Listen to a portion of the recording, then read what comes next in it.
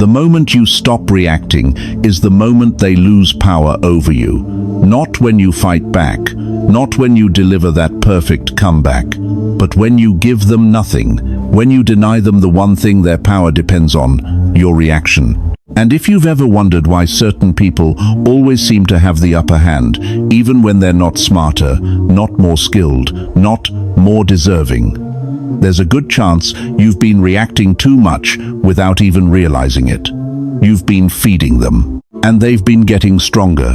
If you've ever walked away from a conversation thinking, I shouldn't have said that, this video is for you. Hit like so the algorithm pushes this to people stuck in the same trap you were. Subscribe if you want to hold your position without saying more than you need to. And drop I am silent in the comments if you know what it feels like to be pulled into a game you never chose to play. Here's what most people don't understand. The world isn't kind. Every interaction is a test of power, and in that test, there are questions being asked beneath the surface. Questions you're answering without knowing it. Who reacts first? Who loses their composure? Who gets pulled into someone else's rhythm? The person who reacts is the person who loses their position. You don't need to be in a toxic relationship to be manipulated. You don't need a narcissist in your life. You just need to react at the exact moment they want you to. Because the moment you react emotionally, you've already lost. You've already handed them something valuable. You've already told them, my emotions are in your hands. Let's talk about the lies you've been told. The first lie: reacting is self-defense. You think when someone provokes you and you respond, you're standing up for yourself. You're protecting your dignity. You're showing strength. You're not. You're feeding them. The second lie: silence is weakness. You think if you don't respond, you're letting them win. You're being passive. You're giving up your voice. Wrong. You're taking back control. The third lie: not speaking is losing. You think the person who stays silent is the person who lost the argument.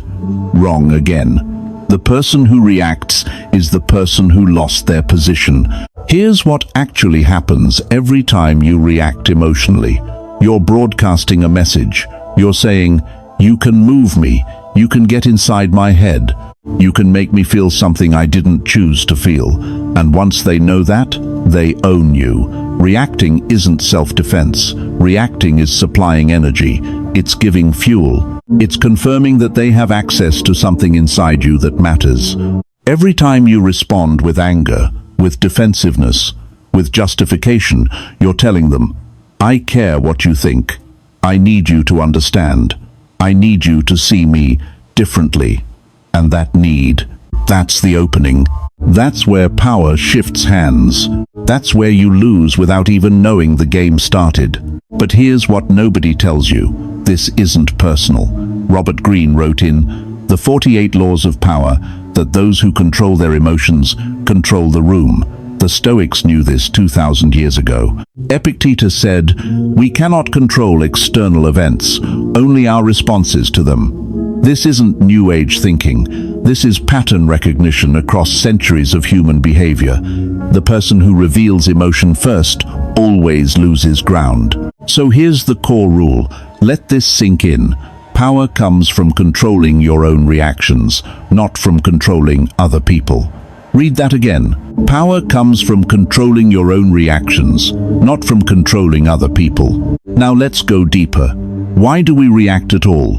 Why is it so hard to just stay silent? Biology first. Your brain is wired to respond to threats. When someone challenges you, insults you, dismisses you, your nervous system interprets that as danger. Your amygdala fires. Your cortisol spikes. Your body prepares to defend itself. This is survival mode. It's ancient. It's automatic. And manipulators know this. They know exactly which buttons to push. They know how to trigger that response without ever raising their voice. A subtle comment, a certain tone, a well-placed question. And once your body reacts, you're no longer thinking strategically. You're in fight or flight. And in that state, you always lose. Social conditioning next. From childhood, you were taught to respond. to explain yourself, to justify your actions, to defend your position. Society rewards people who speak up, who stand their ground, who don't take things lying down. But here's what they didn't teach you. Strong people don't need to participate in every battle. They don't need to win every argument. They don't need to correct every misunderstanding, because they understand something fundamental. Not every game is worth playing. And the fastest way to win certain games is to not play at all. Now the ego. This is where it gets personal. This is the part that hurts. Your ego needs to be seen. It needs to be understood. It needs to be validated. When someone misrepresents you, when they twist your words, when they make you look bad, your ego screams. It demands correction. It demands justice. And this is the trap.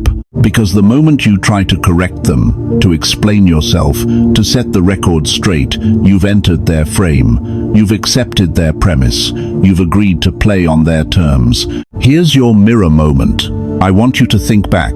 Think about a time when you walked away from a conversation and thought, what just happened? How did I end up here? Why did I say so much? That feeling in your chest. That replaying of the conversation in your head for hours afterward. That realization that you gave away more than you meant to. That's the moment power changed hands. That's the moment you reacted when you should have stayed still. That's the moment they pulled you into their world, and you didn't even notice until it was over. If you felt that, even once, you already know exactly what I'm talking about. You know the feeling of being moved against your will, of being played, of realizing too late that you gave away something you didn't need to give. And here's the hardest part. You did it to yourself. They just showed you the button. You're the one who pushed it. But here's where it gets interesting. Let me show you how this works in real situations. Not theory, not concepts. Real exchanges, real power dynamics, real moments where everything shifts. You're in a meeting. A colleague makes a subtle jab at your work. Nothing direct, just enough to undermine you in front of others. I'm just wondering if this approach was really thought through, because it seems a bit rushed. This is the moment. This is the test. The old you reacts immediately. Actually, I spent 2 weeks on this. I consulted with 3 departments. Here's the data I used. You start explaining, justifying, proving yourself, and they lean back. They smile slightly. They got what they wanted. Because now the meeting isn't about your work anymore. It's about whether you're defensive, whether you're insecure, whether you overreacted. They shifted the frame, and you walked right into it. Everyone in the room just watched you lose composure over a simple question. They pushed. You moved. Power transferred. Now watch the same situation with a different response. Same jab, same subtle undermining. But this time, you don't react. You pause. You look at them. You let the silence sit for just a moment. Then you say, I hear you, and you continue with what you were saying before they interrupted. Nothing more. No explanation. No justification. No defense. Just acknowledgement and forward movement. Watch what happens. They push harder. They have to. You didn't give them what they needed. I just think if we had more time to review this properly, and you still don't engage, you don't take the bait. You simply say, noted, and redirect back to the agenda. Your voice is calm. Your energy is flat. You're not cold. You're not angry. You're just unmoved. Now something interesting starts happening. They start talking more. They start filling the silence. They start explaining themselves. Why? Because they expected resistance and got nothing. The energy they prepared to fight against isn't there. They're swinging at air. And in front of everyone, they start to look like the one who's obsessing over nothing. You moved on. They're still stuck. By the 3rd meeting, something changes. They stop targeting you. They move on to someone else. Someone who reacts. Someone who gives them what they need. Because you became a dead end. There's no payoff. No emotional return. No proof that they can move you. And here's the beautiful part. You didn't fight them. You didn't beat them at their own game. You just refused to play. They need you more than you need them. And silence? Silence is violence to their ego. Let's go deeper. Different scenario, personal relationship. Someone in your life constantly tests you. They make comments designed to get a reaction, to make you prove yourself, to make you chase their approval. I saw your ex the other day. They looked really happy. This is a trap. This is a test to see if you'll bite, to see if you'll ask questions, to see if you'll defend yourself or prove you're doing fine too. The old you would take the bait. Oh yeah? What were they doing? Did they say anything about me? Or maybe you'd go defensive. Well, good for them. I'm happy too. Either way, you engaged. You showed them the comment landed. You showed them they can still get to you. The new you don't engage, you don't ask, you don't defend. Maybe you just say, "That's nice," and change the subject. Or maybe you say nothing at all, just a slight nod, and you move on like it was a comment about the weather. What happens next is revealing. When you stop reacting, when you stop playing the game, something shifts. They either escalate, trying harder to get a response, or they retreat. They become uncertain. They lose the script they were following, because they need your reaction to know where they stand. Without it, they're left with their own thoughts, their own insecurity, their own need for validation. You didn't attack them. You didn't get cold. You didn't play games. You just stopped being a mirror for their behavior. And in that space, they reveal themselves. Here's another one. Family dinner. Someone makes a comment about your life choices, your career, your relationship status, your weight. Whatever they know gets under your skin. So when are you going to get a real job? The table gets quiet. Everyone's watching. This is the moment you usually defend yourself. Explain your choices. Try to make them understand why your path is valid. But not this time. This time, you just look at them. You take a sip of water. You smile slightly. And you say, "Pass the salt?" No defense, no explanation, no justification, just a complete refusal to engage with the premise of their question. The conversation moves on. And you didn't lose anything. You didn't give them the drama they wanted. You didn't give the table a show. You just existed without needing their approval. They pushed. You held. They lost. Now let me tell you about someone I used to know. We'll call him Marcus. Marcus was smart, capable, good at his job. But in every room he entered, he somehow ended up on the defensive. People would challenge him, question him, undermine him. And he'd always respond, always explain, always try to prove himself. He was exhausted. He felt like he was constantly fighting battles he didn't start. And the more he fought, the more battles appeared. It was like the universe was testing him over and over. One day, something shifted. He stopped, not out of strategy, not because he read some article or watched some video. He was just too tired to engage anymore. Someone made their usual jab. He said nothing, just looked at them and moved on. The room went quiet. The person tried again, louder this time, more direct. Marcus still didn't bite. He acknowledged it with a simple, "okay," and continued with what he was doing. Over the next few weeks, something strange happened. The people who used to target him started avoiding him, not because they were afraid, not because he did anything aggressive. They avoided him because they couldn't get what they needed anymore. He wasn't giving them the reaction that confirmed their power. He wasn't participating in the dynamic they created. And here's what Marcus told me later. They don't avoid you because you're dangerous. They avoid you because they can't extract anything from you anymore. You're no longer useful to them. That's the shift. That's the moment you step into a different level of existence. You're not fighting anymore. You're not defending. You're not proving. You're just there, solid, unmoved, and people don't know what to do with that. But this goes even deeper than tactics. This goes to identity. Let's zoom out for a moment. Let's talk about what this really means. This isn't a trick. This isn't a technique you use to win arguments. This is a fundamental shift in how you move through the world. You're changing roles. You're stepping out of one character and into another. You're stepping off the chessboard.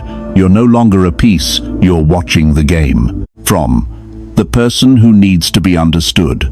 The person who needs to be seen as right. The person who needs to defend their position at all costs. The person who needs other people to validate their choices, their worth, their existence. 2. The person who doesn't need to participate in every drama. The person who doesn't need to correct every misunderstanding. The person who knows that some games aren't worth winning because they're not worth playing. You're not staying silent because you're weak. You're staying silent because you don't need to engage. You're operating from a different place entirely. You're not trying to win their game. You're not even on the board. And that's where real power lives. Not in dominating others, not in having the last word, not in proving you're right, but in being so secure in yourself that you don't need external validation. You don't need to prove anything. You don't need to make them understand. You just exist. And your existence doesn't require their permission or approval. Think about the people you respect most.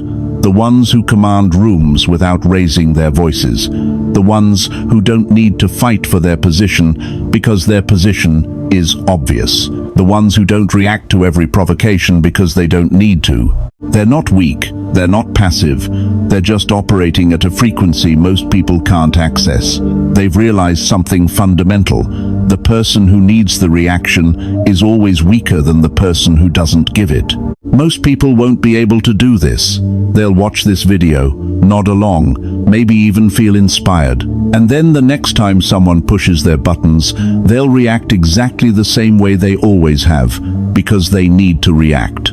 They need to speak. They need to win in the moment. They need the other person to know they were wrong. They need the satisfaction of the comeback.